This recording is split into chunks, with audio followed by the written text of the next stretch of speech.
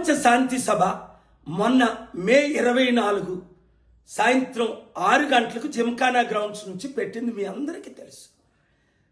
మే 20ని 21ని రేవంత్ రెడ్డి గారు ముఖ్యమంత్రిగా హోమ్ మినిస్టర్గా ఆ పర్మిషన్ ఇవ్వని క్యాన్సిల్ చేయించారు పోలీసుల ద్వారా. వెంటనే మేము కోర్టుకు వెళ్ళాం.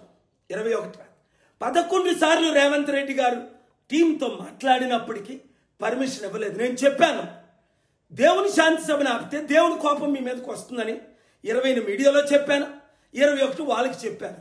22 రేవంత్ రెడ్డి గారిని ముద్దాయిగా హెరాల్డ్ నేషన్ కేసులో పెట్టారు. హ్యూమన్ రైట్స్ కమిషన్ అల్లు అర్జున్లో మీరు తప్పు చేశారని ఆ రోజే పెట్టారు.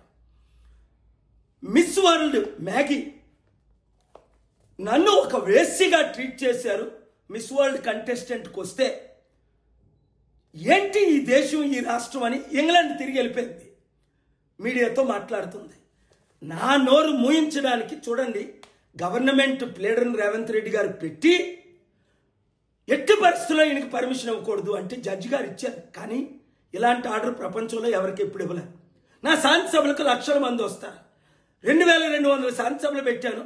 మన దేశంలో 300కు పైగా 3 లక్షల నుంచి 20 లక్షలు వచ్చారు.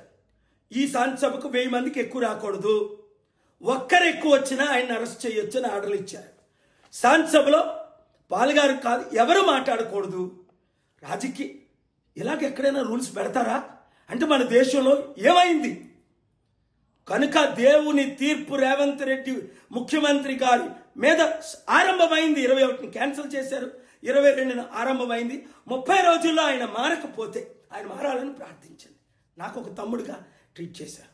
మారకపోతే దేవుని శాంతి సభను అడిగినందుకు 1000 మంది కంటే ఎక్కువ రాకూడదు అన్నందుకు అప్పుడు నేను అన్నా, ప్రభువా 1000 మంది వచ్చేస్తారు కదా, 26,000 మంది ఆ గ్రౌండ్లో పడతారు కదా, వర్షమైనా పంపించిన ఆయన. దేవుడు వర్షాన్ని 7 గంటలకు మీటింగ్ పర్మిషన్ ఇస్తూ 6:45 పంపాడు. కనుక 1000 మంది కంటే ఎక్కువ రాలేదు. నన్ను అరెస్ట్ చేయడమా, నాకు శాంతిని అడ్డుకోవడమా, దొంగలకి దోచుకున్న వాళ్ళకి రాజకీయ నాయకులకి పర్మిషన్లు ఇవ్వడమా, ఒకరినొకరు తిట్టుకోవడమా? 100,000 కోట్లు ఖర్చు పెట్టి ఈ సమిట్లు ఈ మిస్ వరల్డ్ వలన ₹1 లాభం జరుగుతుందా? కంపెనీలు వస్తున్నాయా? ఉద్యోగాలు వస్తున్నాయా?